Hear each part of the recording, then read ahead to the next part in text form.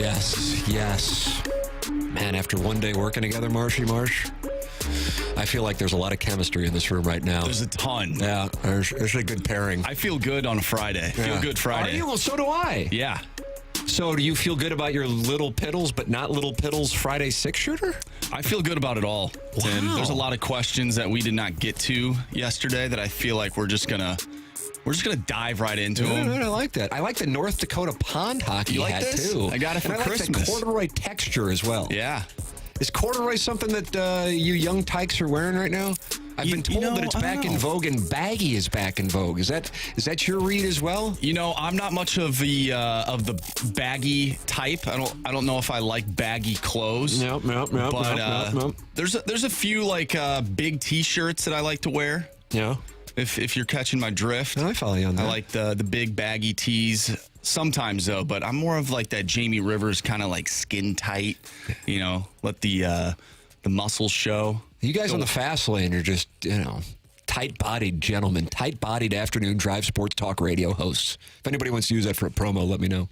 I mean, come in and voice it. Hey, by the way, I went in after the show yesterday, and I clipped You are the Michael Jordan of radio. So we have that, and it's in Jackson's folder. That's good, and it's about time someone said it. I was a little surprised it took till 2024, but I agree with you, as a matter of fact, on that. I know many in the audience do as well. You can agree by texting in the Air Comfort Service text line 314-399-9646, and you're also welcome to participate in the YouTube chat on the 101 ESPN channel. Many friends have already gathered, and they're already in there. Are these guys in the Fast Lane chat as well? Droid Effects, Cat Dad Gamer, Tiny PP, Mr. Smith, Roberto De Niro, 69, Just Mesfin, I Hate Paper Straws. Well, I was watching yesterday. I saw I Hate Paper Straws in there. Yeah, I know Droid is a member of the Snake Pit. So is that right? Yeah, he's God, around. I like that name, the Snake Pit. Did you coin that? No, I didn't. They did. Oh, is that right? That's all on them. Nicely done. They got a lot of Why creativity. Do you say them? I mean, you're part of the show. No, I know, but I want to give credit where credit's due. Oh, the Snake Pit themselves did. The I think you're Snake taking Pit like themselves. Rivers and Carey and Stalter. No. These listeners and viewers on our YouTube page, they have a ton of creativity, and I want to give them the credit. God bless America. I follow you. Now, Marshy does great with the chat. That's from Cat Dad Gamer. They love you in there. Grant Streaker says, how we doing, fellas? We're doing great. We're doing wonderful. It's a Friday. Marshy Marsh filling in for the vacationing Jackson Burkett. Many of you know him as Piddles. And here on this program, we welcome your participation in the YouTube chat and also via text, 314-399-9646. Did you watch the draft of the All-Star teams last night? Oh, come on, Tim. Of course I did not. I was about to say. No, because we had a discussion though. at the end of TMA just now, kind of really off-brand, on Tate McRae. Yeah, I've heard of her. Yeah, I'm trying to pick up a read right now. I know who that is. I'm still trying to pick up a read. I feel like, God, I think I should shove all in. That's where I am. I know who it is. I don't listen to her music. I slightly followed that she used to date an NHL player. Mike Sillinger, who was with Blase Note. Yeah. Cole Sillinger. His son. Who actually played against the Blues the other day for the Blue Jackets. Yeah, we were up on that at around 9:40 on TMA today. You know, really surprising that we weren't breaking down the NBA. And surprising finish last night to the game that we had here on 101 ESPN, Celtics and Celtics Lakers. What a tribute to Jackson Bennett Burkett here. God, are you weaving in a little NBA update here? I mean, maybe we'll have to wait till the bottom of the hour. 10:30 or 10:39, as the case might be with this particular host. But that was the discussion. Robert Thomas not drafted, however, by Tate McRae. That's a tough scene. But hey, you know what? You still got to play. You still got to show up. Still got to play the games. Justin Bieber out there drafting as well. Do you like this format? Would you rather see it be Western Conference against Eastern Conference, or do you care at all? And you can be honest with me. You're a prince of a man, just like Piddles. You know, I really don't care. Yeah, that's the honest answer. I really don't care, but I do like, I guess, what they're doing. Like the NBA did that, and now they went back. But I don't know. It is interesting seeing players that would never play with each other. Right. Like we've seen the whole, Western Conference, Eastern Conference thing. So if you can mix in some of the Western Conference players. Yeah, exactly. So mix that in. And I mean, it doesn't change whether or not I'll watch the game, but it is interesting to see what they're doing now. Jackson's a big uniform aficionado. How do you feel about these all-star sweaters? And I don't want to put you on the spot if you haven't seen them. I have seen them, and I think... Did Bieber design them, or did his buddy design them or something? I'm not too sure. I'm not a huge fan of them. They have the nameplates on the bottom of the jersey. It's weird. I haven't really liked the All-Star Game jerseys as of recent.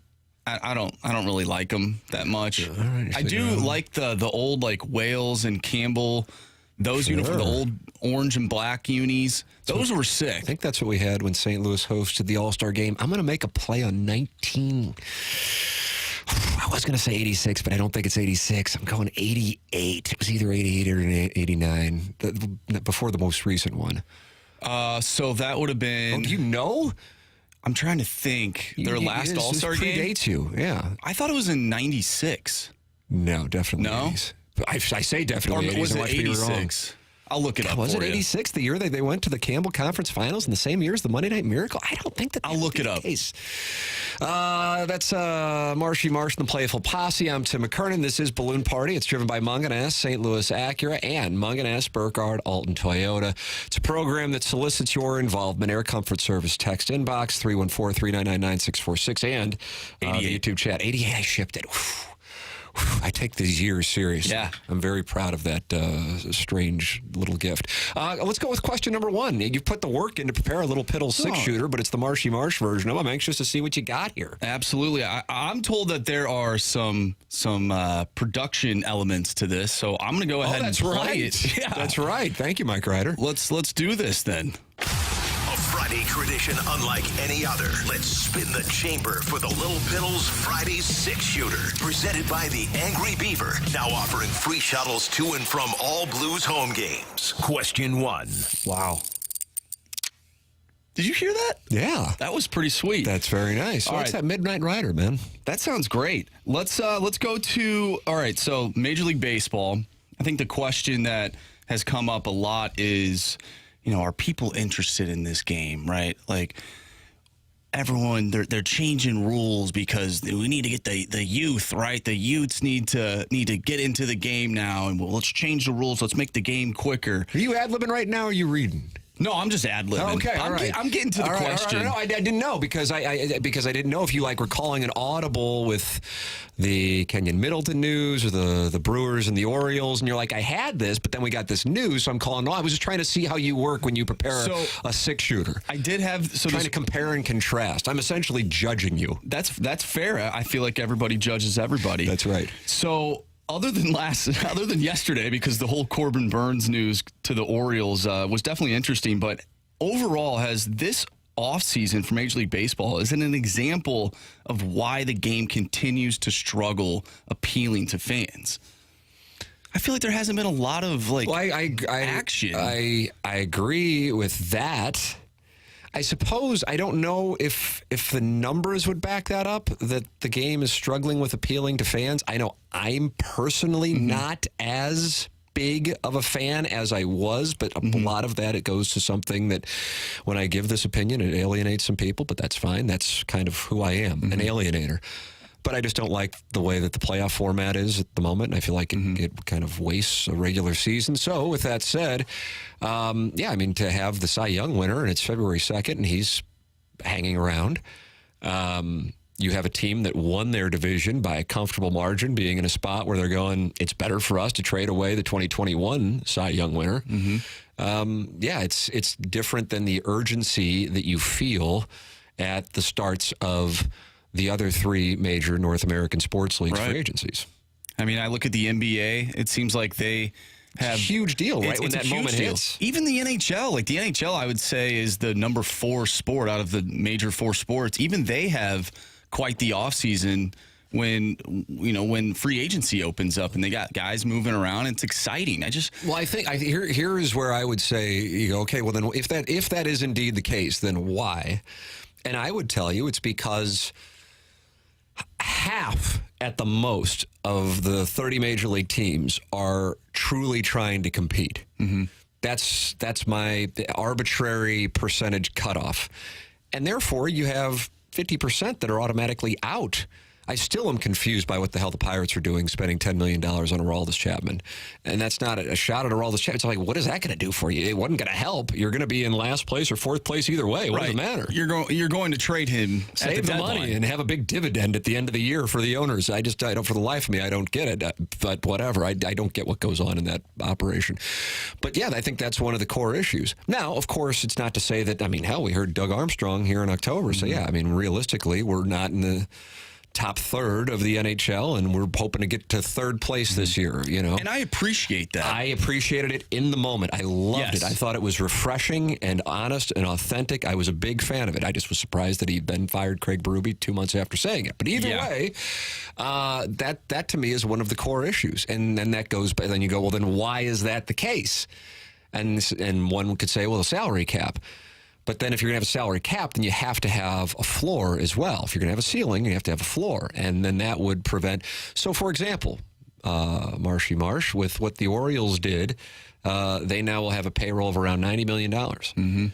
In part, that's because they have what was ranked this morning by ESPN and Kylie McDaniels, the number one rated farm system in a major way. But they have a surplus of position players, in particular middle infielders. So it was time to do something with that surplus for their rotation. They've got a sick offense, but a questionable rotation. Mm-hmm. And Angelo sells, and 48 hours later, the Orioles go and make a big move for Corbin Burns, who's a free agent after this year. But good. I like that. So much of it, I think it is determined by the personality and the risk tolerance of the ownership or the ownership group.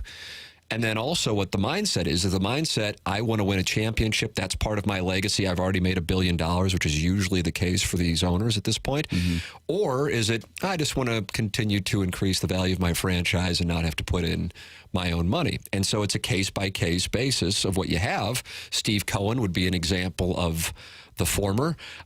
I don't really know what was going on or has been going on with the Pittsburgh Pirates because it doesn't strike me as a team that's really interested in winning. But yet there they are playing in Major League Baseball. I'd enjoy a relegation. I know it won't happen, but it's just you have a few organizations that are just kind of pointless in flopping around, and, and it sucks that goes on. So immediately going into the offseason, you can cross off at least 50% of teams that will not be competing for free agents. And oftentimes they're the same ones that there were 5 years ago. This isn't necessarily on a cycle. Mm-hmm. And I feel like going back to the Orioles thing, like that's an exciting move for baseball. I agree with you 100%. I think the Baltimore Orioles have had a wonderful week. I would imagine Orioles fans are on a super high, and that's before they even got Burns, just because Angelos is out. Exactly. But I don't feel that excitement from a national perspective outside of the game of baseball. Like, baseball fans are going to like baseball things. And so as a baseball fan, I'm really excited for the Orioles, and I'm excited to get Corbin Burns out of this division. So I find excitement in that. But from a national perspective, people aren't on the streets talking about Corbin Burns being traded. You have a lot of the biggest and wealthiest fan bases, and by that I'm not talking about their income, but the fans of teams that have some cash. Yankees, Red Sox, Mets, Cubs, all bitching that their ownership is not spending money. And then certainly you have unhappiness in St. Louis, without question. For sure. It's just a different set of circumstances with regards to the revenue and what St. Louis does versus those markets. If anything, what you have right now, in particular in the national, in Philadelphia, by the way, I was watching an interview with Howard Eskin, who is a renowned sports talk radio host in Philadelphia, and he's been, I think, with Fox, their affiliate, as their sports director going back a number of years. And there's unhappiness there that all they did was keep Aaron Nola. So that's one of the underlying tones of the offseason is here you have the Phillies, big market, Red Sox, big market, Yankees, Mets, obviously, big est market. And then one team essentially did all of the big dollar work. Right. And that's the Los Angeles Dodgers. So what may be good for baseball in October is if you have an upstart in the American League go up against the Goliath in the National League as far as creating a World Series narrative. And maybe it would be exciting for people if the Dodgers are on some kind of record-breaking tear, or maybe it will alienate people and say baseball has a major problem that one team could go out and do this. And by the way, the Dodgers, for all that they've spent in that ranking of farm teams, minor league systems, and prospects, they came in at 8th. 3 of the top 10 teams are from the National League Central. The Cardinals are not one of them. The Cubs and the Reds and the Brewers are all in the top 10. The Cardinals are 18th, which is last of the 5 National League Central teams. The Pirates are 14th. So there is some news and notes. That, again, is on ESPN.com this morning. Came out at around 6 a.m. from Kylie McDaniels. 10:19 in St. Louis. That's Marshy Marsh. I'm Tim McKernan. This is Balloon Party on 101 ESPN and the 101 ESPN YouTube chat.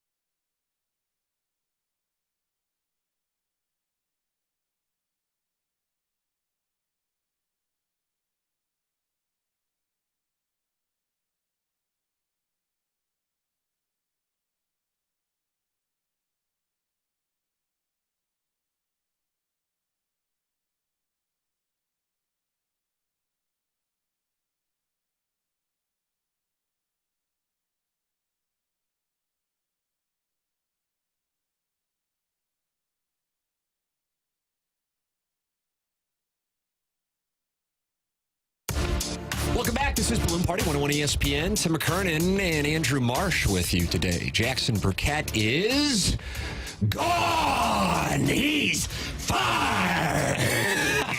He's just with 20 guys in a small home in Scottsdale. I'm assuming he's golfing this weekend. He was bringing his sticks. He could be a great golfer. If you played with him, I know you guys have gone out and had Chardonnay together on the weekends. We've dabbled in some fun for sure. Oh, really? Cardinal That was so games. cryptic right there. You know, I watched a soccer game with Jackson, which I'm not a huge soccer fan by any means, but you know, when the United States is taking on the country of England, you gotta tune in at the old ballpark village. I remember you boys going to do that. Oh, yeah. So you have not played golf yet with him? I have not played golf with him. He could be a great, I mean, he's good. Don't get me wrong. He's like a 7 handicap, but he could be great. He really could.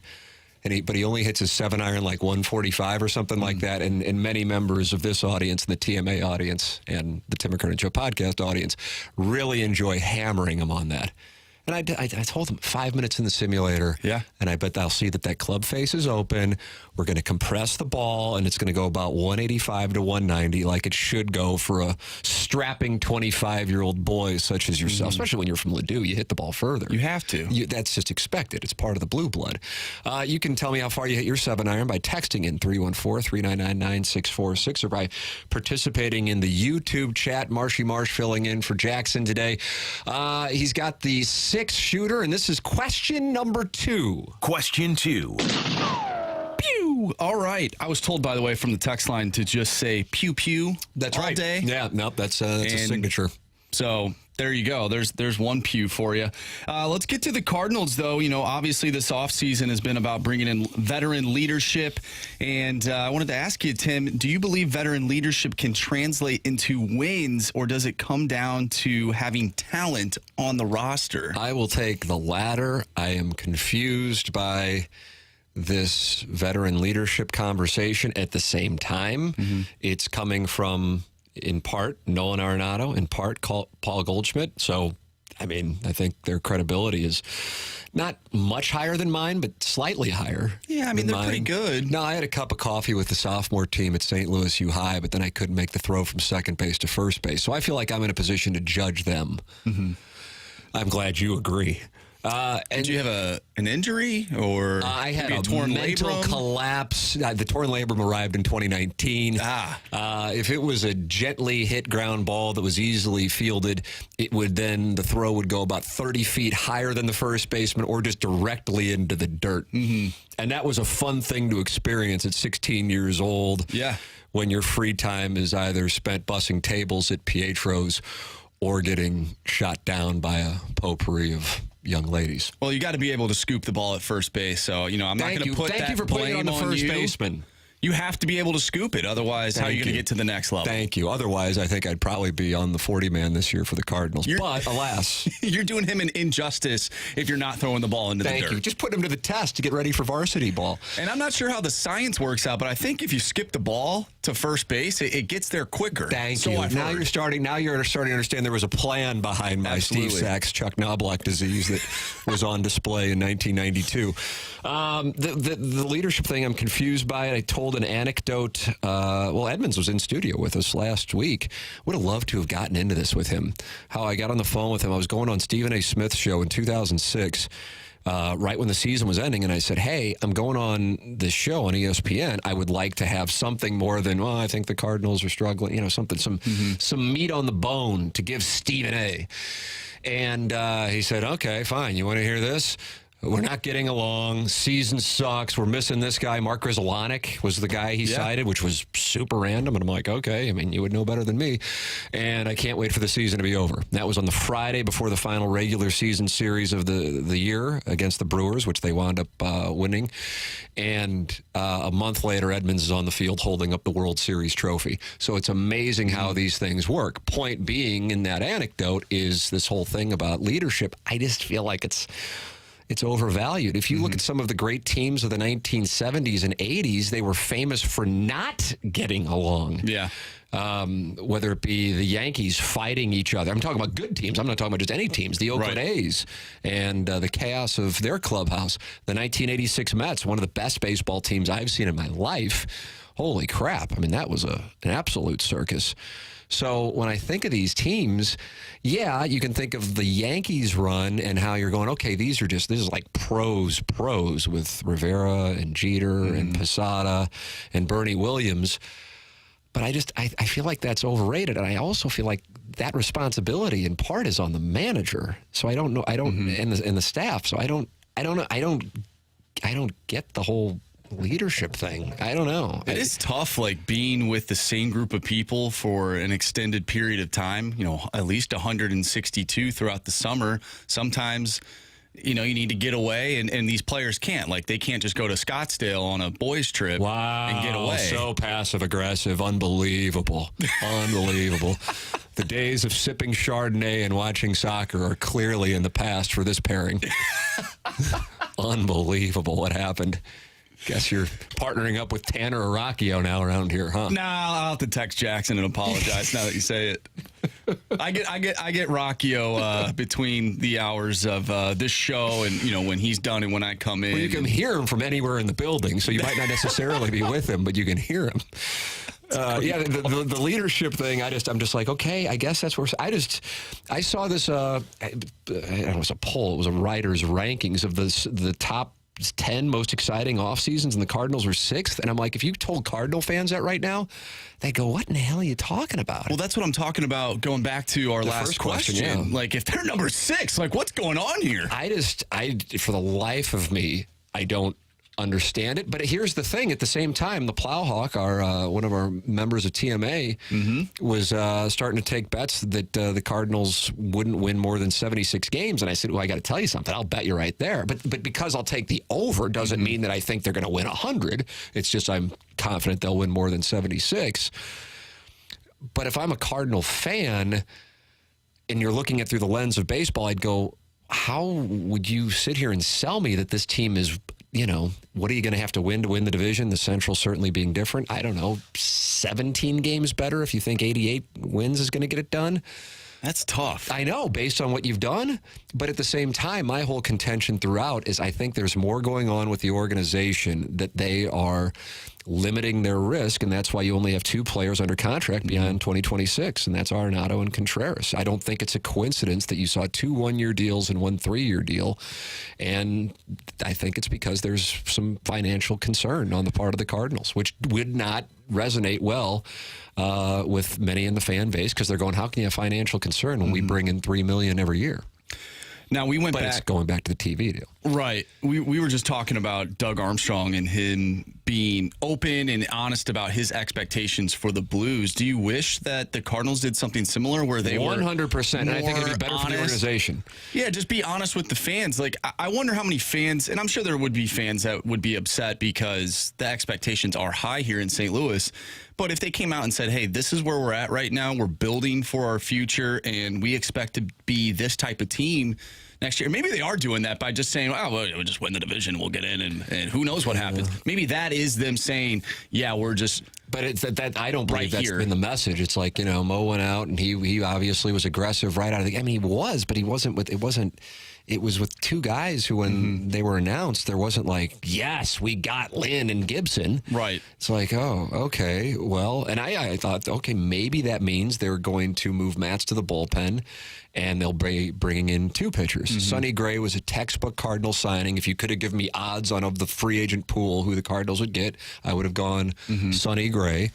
But again, I think, and I share your opinion, that if the Cardinals had a Mark Lamping kind of guy who was a spokesperson for the team, like they had for a number of years, whatever period of time that was that he was with the organization, like 13 years, and saying, hey, here's the situation. we still have a very good baseball team, but we've got a spot right now where we have to be responsible so that we don't sacrifice the back half of this decade while there's some uncertainty with television. And the reality is we've had a higher payroll than most markets of our size.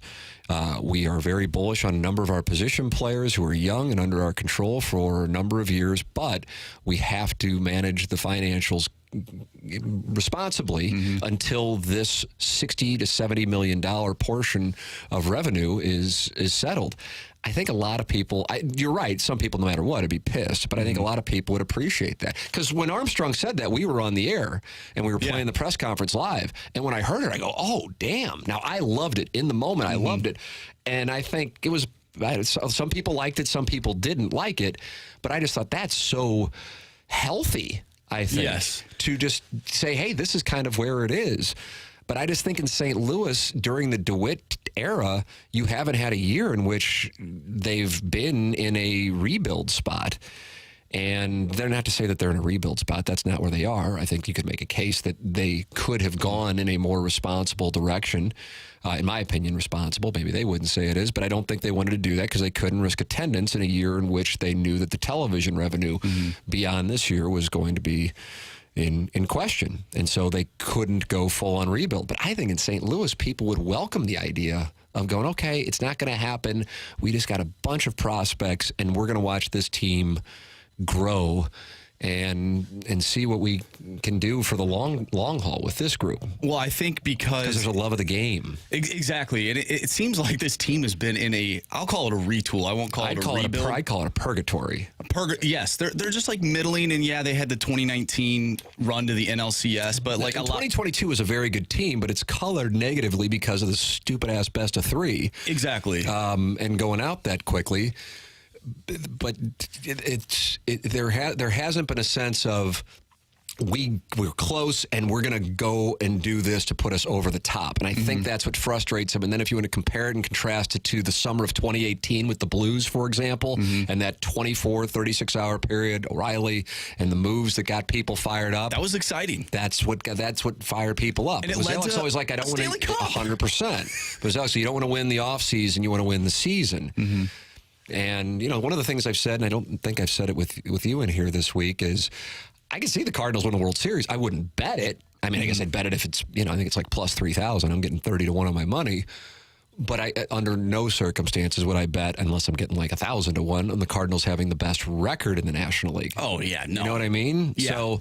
So that's, you kind of are hoping to, Arizona Diamondbacks your way in, which can absolutely happen. Absolutely. That's the thing, that's what is at the core irritates me about the way it's currently set up. 10:35 in St. Louis. This time check brought to you by Clarkson Jewelers. That's Andrew Marsh. I'm Tim McKernan. This is Balloon Party, presented by Munganess St. Louis Acura and Munganess Burkhardt Alton Toyota on 101 ESPN and the 101 ESPN YouTube channel.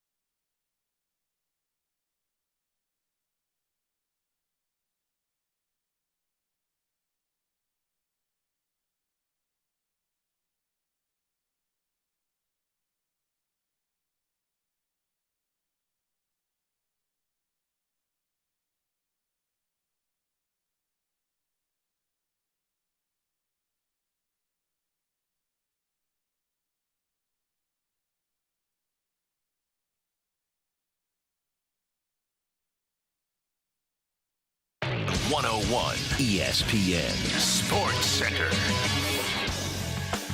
I'm Andrew Marsh. It's time for a SportsCenter update driven by Johnny Londoff Chevrolet and Johnny Londoff Autoplex. We talked about it earlier today, but the Brewers have traded former Cy Young winner Corbin Burnes to the Baltimore Orioles. If you missed that conversation or anything from today's show, make sure you go to 101ESPN.com or go to the free 101 mobile app. Just head to the podcast page and you'll find the full show there. Now to some NBA. Last night we had the Lakers and the Celtics on 101 ESPN. The Celtics a huge favorite last night, but the Lakers without LeBron and AD come out on top 114-105. That has been your NBA update for today. And this SportsCenter update is driven by Johnny Londoff. Find new roads and shop 24/7 at londoff.com and londoffautoplex.com. Are you kidding me?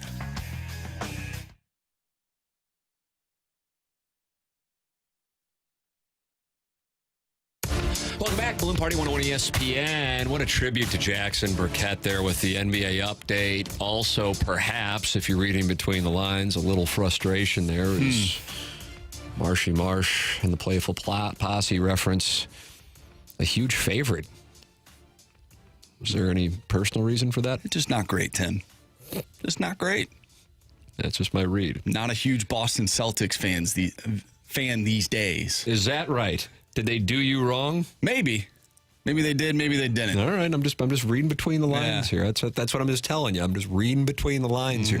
What do you have another question here on this 6-shooter? That's what I understand. Absolutely. Let's get to it. Question 3. Pew pew. Nice. All right, so we did bring up Corbin Burnes, and now that he is out of the National League Central, and we know that the Central in itself haven't really made moves that make you go, yeah, right? Maybe if you're a Cardinal fan and you're looking at some of the other teams, you're like, hey, they haven't done anything other than sign a head coach. And that would be the Cubs getting a new manager in Craig Counsell. But now that Corbin Burnes is out of the division, are there any more excuses for this Cardinals team in 2024? So the Brewers are now plus 600 to win the division. The Cardinals are plus 170. The Cubs are plus 180. There is your breakdown of the latest and the greatest in the National League Central. I don't think the Pirates are recognized by Bovada. And so with that all established, I would if you said you got to pick one of the teams, I would pick the Cardinals. But I don't have a great sense of I wouldn't bet a lot on it, but that's where I would go. But again, it's a byproduct of what you just brought up. It's just a division of blah. Yeah, you know what? That's the exact description. It's a division of blah. Yeah. I think this division has made this organization worse. Wow.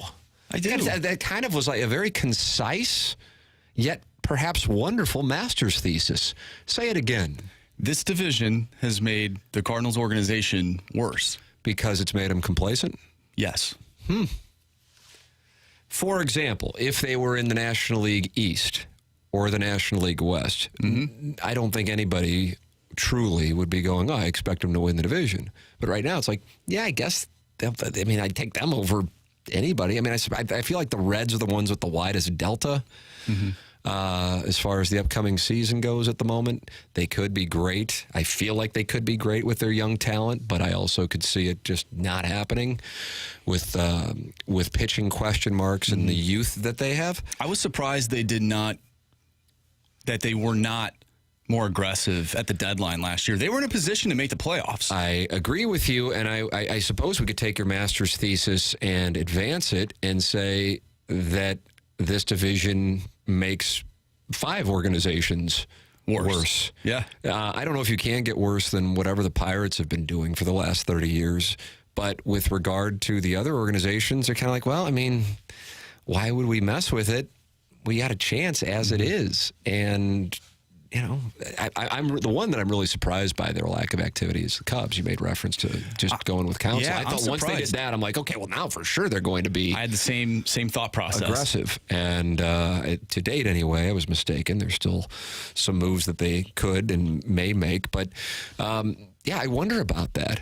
Here's the overall perspective, and we don't work together all that often. And that is, back in the day and not that long ago, I feel like the Cardinals were like a unifying force in St. Louis. And not to say that they're divisive now, but I go back to like approval ratings. And even though the Blues had their major issue last year and they're lurking in the playoff race this year, and they just fired an incredibly popular coach a month and a half ago, without a doubt right now, and maybe I'm off the mark on this, but right out, if you said, okay, who do you have more faith in as far as leadership goes, the Blues or the Cardinals, I'd think that people would say the Blues by a comfortable margin. Do you agree with that? Yeah. I don't know. Like, we had this conversation in the Fast Lane the other day about, and I think I referenced this yesterday about the culture between the two teams. I feel like they're in the same spot. Like, I feel like the Cardinals have more veteran leadership, whereas the Blues, when I think of their veteran leadership, like Braden Shen, obviously he's the captain. I don't know, and maybe I'm thinking of like age. See, like I'm thinking of faith in the organization to turn it around. When I talk about that, I'm talking about like bigger picture, closer to a championship. Well, the Blues. Who would think the Blues could win a championship this year, whereas the Cardinals could? Although you might say they're going to do it 1 out of 100 times. I think the Blues, like their track record as of late, though, it seems like they're going backwards, where the Cardinals look like they're just sort of just going in a straight line. See, I think that the sense, though, is the perception is that the Blues have a plan. Yes. And so, therefore, there is faith in the organization. I mean, you have a guy here who has gone through a lot of head coaches, but he also won a Stanley Cup. Yes. And there is a belief that he will get it right. There's also so much buzz about these young players who we haven't seen in St. Louis yet, who are a year or two away from seeing them regularly in St. Louis. And certainly the Cardinals have some young players. Right. But there's just a sense that, okay, they might have some young position players, but, Tink Hence better come through, and the organization's pitching has a lot of question marks right now. And it's the same people who have been kind of in purgatory, the term we used earlier, that are supposed to now lead the rebuild. And I think that is the reason why there is a higher amount of faith in the Blues. And by the way, my read on that would be maybe wrong. I'd be surprised if I came out of Twitter retirement and got, 3,000-4,000 votes on that. I would think more people would say the Blues. I wonder what the people's opinions would be on the younger players, like you mentioned. Who has more upside? Is it the younger players in the Cardinals organization, or is it the Blues young players in their organization? Like, which one has more upside to it? I think the issue for the Cardinals right now is people would say they're kind of limited to guys who are, that's what Kyler McDaniel cited that ranking on ESPN.com this morning. And he said the issue with the Cardinals' two young pitchers, and the ones he cited were Tink Hence and Takeo Roby, is, they have a couple pitchers, but they're at best number 3 or number 4 guys. So you don't necessarily have what you could have in Jordan Walker, which could be a star, what you could have in Nolan Gorman, which could be a star, what you could have in Mason Wynn, which could be a star. And then you could have maybe a lesser version of what the Orioles have, which is a bunch of young, talented position players without a rotation up until last night, with an anchor to lead it through their progression as big league, ideally, stars. So I've thought about this, like if the Cardinals are planning to grow their young talent, and then in like maybe even next offseason, because obviously there's some guys that would come off the books, or even the following offseason, then that's when you go out and you make a big splash in free agency for starting pitcher, because like you just said, those guys don't really profile as number ones. Then I could get behind that. But again, it goes back to the lack of communication to the fan base, letting them know like where we're at. Whereas with the Blues, I know where they're at. They're in that retool. They're waiting for guys like Dalibor Dvorsky and Jimmy Snuggerud. Like Snipes. Those guys are exciting, and we want to see them, but we know that it's going to take some time. I think the winter warm-up was where I was like, I clearly see what they're doing. They're selling this like, and another thing that stood out to me, and it is relevant to the conversation, is the way that the Yadier Molina role is being portrayed. I just don't think we're going to like see a lot of Yadier Molina in St. Louis this year. We may see him sometimes, but he isn't going to be in the dugout. it's kind of a, term role, as in, he's got a position, but it's not really, he's not around regularly, and it's like it's more PR than it's more sizzle than steak, and I think people are kind of getting tired of that. I could be off the mark on this, but I feel pretty solid in my position on the perception of where the fan bases are. I know we got a break. I'm terrible at clock management. It's all good. It's a flaw. It's a flaw from doing 3 hours of nonsense every morning. You guys do a great job over there. Oh my gosh! That's great. Thank you. I love being a part of it when I'm there. You have been a part. You've been on. You've been on the team. I love leaving mic drops for you guys. That's nice of you. We do appreciate getting those. some good some good information from the fellas You've over been there. accused of editing mic drops by some of our listeners. I have. Our listener of the year, actually. Really, listener of the year, Chairman Stephen Wildwood. Well, I appreciate listener Steve. of the year. He's great. I love the town of Wildwood. I went to school out there. Oh wow! So Look at this. Yeah, the mayor of Wildwood in here. How about that? That's Marsh. I'm Tim McKernan. This is Balloon Party, 101 ESPN.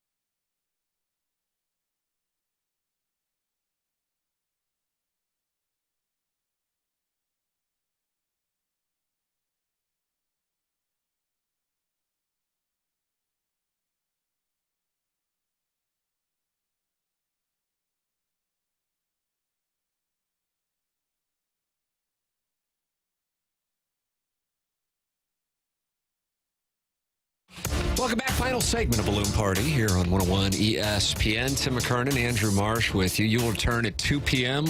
with the boys from the Fast Lane? Oh, yeah. I'm ready to go. Nice Friday afternoon, and we're going to make sure that we give the listeners a good show before we head into the weekend. Oh, nice. Nice little spirit there. All right, we got what? I'm sure my clock management was garbage. It was. It's 10:56. So we got, 3 minutes? Let's make it count. What do you got? Well, first of all, I want to read. I want to read this text message that I told you. Marsh is in the text inbox, and he's none too pleased about what y'all sending. From the 314, the NBA sucks. Go jump in a lake, douche.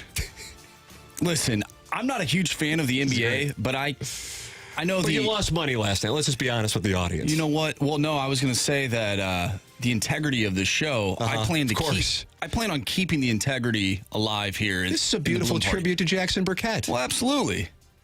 What a moment. What a moment. Earlier, I sewered the guy. You did. You did. So it was I a have little to make it passive-aggressive. A little bit. Have to make it up. That was a wonderful gesture on your part. So that update on the Celtics was actually about Jackson. Absolutely. Wonderful. Otherwise, you would have talked about Tate McRae's draft picks. Yeah, probably. And the fact that she wears goalie pads backwards. That's right. Which, hey, you know what? I'm not here to make fun of. It's not what we do. This is a program that is pro-liberty, anti-kink shaming, and the last thing you're going to do is go against that. I respect that. One more question before we go and before you return to afternoon drive and I return to HD2. Question 4. Pew, pew. All right, Tim. This will be the final time that I see you before we get to the Super Bowl. If the Chiefs win this Super Bowl, is it possible for them to replicate what the Patriots did for 20 seasons? We talked about this in the Fast Lane. What conclusion do you guys come to on that? I think it's tough. It's I just really can't tough. See it. Especially if Travis Kelce were to retire, Andy Reid were to retire. I'm not saying they would in this offseason, but I cannot see either of those two lasting for another 10 seasons. I mean, what went on with the Patriots for as long as it did, I just don't think we'll see it again in the NFL. I don't know if we'll see it. In my opinion, of the four major sports, I don't know if you guys touched on this, it's the toughest one to have sustained greatness. Oh, for sure. Okay, so the fact that went on, it's incredible. Yeah, it truly is. And I hated every second of it. Right, I understand. I bore witness in New Orleans to the very first one. And this isn't a shot at the Chiefs. It's just I don't think anybody will do it. Did anybody think that they would? I don't think so. I mean, maybe Chiefs fans were feeling a little optimistic. Of the gentleman who played in the Super Bowl, what was his opinion? And Jamie Rivers, Pittle's namesake. The man who named Pittles. I don't think that they think it can be done just based on the longevity. What's the easiest one to do it? Quote, unquote, the least hard, I suppose. Out of the four major sports? Yeah. I feel like you're seeing the Dodgers do it right now. I know they haven't produced as many World Series. For some reason, I would agree that it's baseball. It's tough. The championship thing in baseball is no salary cap. That's the huge thing. Yeah, I would say it's got to be baseball. I mean, the Houston Astros are... What's the last NHL dynasty? I mean, we saw like the Kings and Blackhawks trade off for a while. So I'd probably say the Blackhawks. You could throw Tampa Bay in there right now, but they're starting to. I mean, you know. And if some of those people are out there, they won during a COVID year, which was the bubble, and which, by the way, I don't think that they win that Stanley Cup if there wasn't a bubble. And then the following season, they have a shortened season. Yeah. So. Oh, wow. Would you consider, and that's hard. Pat Maroon's music. I understand. I'm just saying that those are they're not full seasons the way that other Stanley Cup runs have been, but I'm not going to take anything away from them. But I would say in hockey, it's probably the Blackhawks. Hockey. And then your St. Louis Blues ended that. That's correct. That was Troy Brouwer, Game 7, 2016. That's the same kind of hockey knowledge you'll usually get in that chair. And today, you lessened it. You soiled Don Cherry's work over there today. Because Pittles usually, boy, how about when he busted out top tandems in sports, and I'm like, I'm going to like Mahomes, Kelce, Ohtani, Trout, and he goes, what about McDavid and Draisaitl? And I go, oh my God. Like, really? I mean, Rivers immediately texted me, he goes, Piddles? We went from wins per game to Leon Draisaitl and Connor McDavid. I still don't know what happened. It's like Patrick Swayze and Whoopi Goldberg and Ghost. Like somebody entered his body, and I'm like, what in the hell just happened? Where did that come from? We have the 314 saying it was the Red Wings, which I would agree with that. That's where I would go because the Kings and Blackhawks kind of went back and forth. There wasn't a right, and it wasn't sustained for like 15 years. Yeah, I would say more Red Wings. That's Red Wings went from the mid 90s or the late 90s to what 2010, give or take. Yeah, maybe a little after that. It was every time you played them, you're like, oh God. We got to go. Marsh, I enjoyed it. I went to 11:02. That's really, really bad time management. Thank you so much for filling in. Thank you for having me. Enjoyed the hell out of it, man. BK and Ferrari are up next. You can hear Marsh again on the Fast Lane from 2 p.m. to 6 p.m. For Andrew Marsh, I'm Tim McKernan. This has been Balloon Party on 101 ESPN.